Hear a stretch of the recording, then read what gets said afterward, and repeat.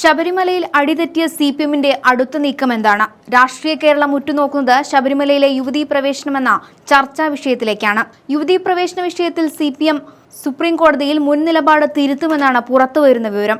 ഒരിക്കൽ കൈപ്പൊള്ളിയ വിഷയമായതിനാൽ ഏറെ ശ്രദ്ധയോടെ വേണം ശബരിമല വിഷയം കൈകാര്യം ചെയ്യാനെന്നാണ് നേതൃത്വം പറയുന്നത്.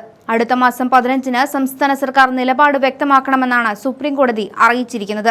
സിപിഎം തന്റെ നിലപാടിൽ വെള്ളം ചേർക്കുമെന്നാണ് ഇപ്പോൾ പുറത്തുവരുന്ന വിവരം. ശബരിമലയിൽ സ്ത്രീകളെ കയറ്റാൻ പ്രയത്നിച്ച സിപിഎം ഇന്ന് വിശ്വാസികൾക്കൊപ്പമെന്നാണ് പറയുന്നത്. അതിനുവേണ്ടിയാണല്ലോ ആഗോള അയ്യപ്പ സംഗമം എന്ന പ്രഹസനം നടത്തി മുഖ്യമന്ത്രി വരെ അയ്യപ്പനെ പുകഴ്ത്തി പറഞ്ഞത്.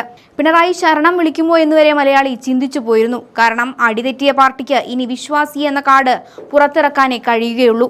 തന്റെ മതേതര നിലപാടുകൾ വാഴ്ത്തിപ്പാടിയ സിപിഎമ്മിന് അയ്യനെ താണുവണങ്ങി വിശ്വാസികളെ കൂടെ കൂട്ടേണ്ട അവസ്ഥയാണ്. പാർട്ടിയുടെ എല്ലാ തീരുമാനങ്ങളും സർക്കാരിന് നടപ്പാക്കാൻ കഴിയില്ലെന്ന് എം.വി. ഗോവിന്ദൻ പ്രതികരിച്ചിരുന്നു.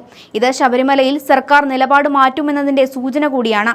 തക്ക സമയത്ത് തക്ക നിലപാട് എന്നാണ് മന്ത്രി പി രാജീവ് പറഞ്ഞത്. അതായത് അവസരവാദികളെ പോലെ പെരുമാറുകയാണ് പാർട്ടി.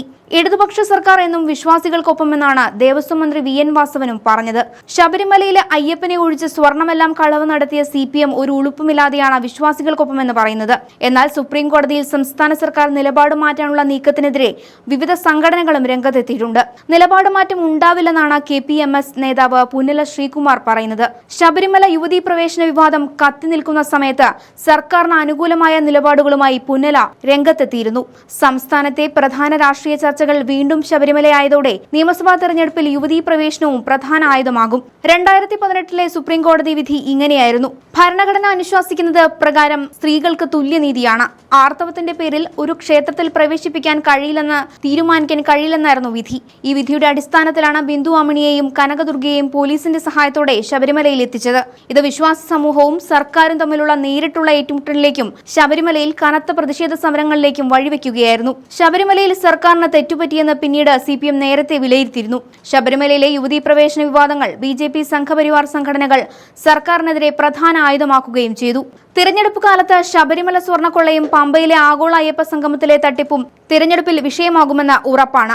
മൂന്നാം ഭരണം ലക്ഷ്യമിടുന്ന ഇടതുമുന്നണിക്ക് ശബരിമല എല്ലാ കോണിൽ നിന്നും തിരിച്ചടിയാകുമെന്നതിന്റെ തെളിവാണ് പുതിയ ചർച്ചകൾ. V.S. അച്യുതാനന്ദൻ സർക്കാരും ഒന്നാം പിണറായി സർക്കാരും ശബരിമലയിൽ കൈക്കൊണ്ട നിലപാട് യുവതികളെ പ്രവേശിപ്പിക്കാമെന്നായിരുന്നു. എന്നാൽ ഉമ്മൻചാണ്ടി സർക്കാർ ഇതിന് വിരുദ്ധമായ നിലപാട് സ്വീകരിച്ചതോടെ സുപ്രീം കോടതിയിൽ കേസ് നീണ്ടുപോവുകയായിരുന്നു. ശബരിമലയിലെ യുവതീ പ്രവേശനത്തെ പിന്തുണച്ചതിന് സിപിഎമ്മിന് കിട്ടിയത് 8-ന്റെ പണി തന്നെയാണ്. കേരളത്തിലെ വിശ്വാസി സമൂഹത്തിന്റെ പ്രതിഷേധം സിപിഎമ്മിന്റെ ഈ നീക്കത്തിലൂടെ തിരിച്ചറിഞ്ഞു. ഇതിലൂടെ കേരളത്തിൽ BJPക്കും RSSനും പ്രത്യക്ഷത്തിൽ ഹിന്ദുത്വ നിലപാടുകൾ വിളിച്ചു പറയാനും വേരോട്ടം തുടരാനും സാധിച്ചു. സിപിഎമ്മിന്റെ നിലപാടിലൂടെ ചർച്ച ചെയ്യപ്പെടുന്നത് BJPയുടെ ചുവടുവെപ്പുകൾ കൂടിയാണ്. യഥാർത്ഥ വിശ്വാസ സമൂഹം സിപിഎമ്മിനെ തള്ളിപ്പറയുകയും പലരും BJPയോടൊപ്പം ചേരുകയും ചെയ്തു. സിപിഎം പാർട്ടി മതത്തിനും ജാതിക്കും അതീതമായി നിലകൊള്ളുന്നുവെന്ന് പറഞ്ഞുകൊണ്ട് പുരോഗമന നിലപാട് തുടരുന്നതിനിടെയാണ് മൂന്നാം ഭരണത്തിന് വിശ്വാസികളെ കൂട്ടുപിടിക്കുന്നത്. നിലനിൽപ്പിനു വേണ്ടി സ്വന്തം നിലപാടുകൾ തന്നെ സിപിഎമ്മിനെ ആശങ്കപ്പെടുത്തുകയാണ്. തെരഞ്ഞെടുപ്പ് കാലത്തെ താൽക്കാലിക ആശ്വാസത്തിന് നിലപാട് മാറ്റിയാലും പ്രത്യയശാസ്ത്രത്തെ തന്നെ പണയം വയ്ക്കുന്ന സിപിഎമ്മിന് ഈ നിലപാട് മറ്റൊരു പ്രതിസന്ധി സൃഷ്ടിക്കുമെന്ന് ഉറപ്പാണ്.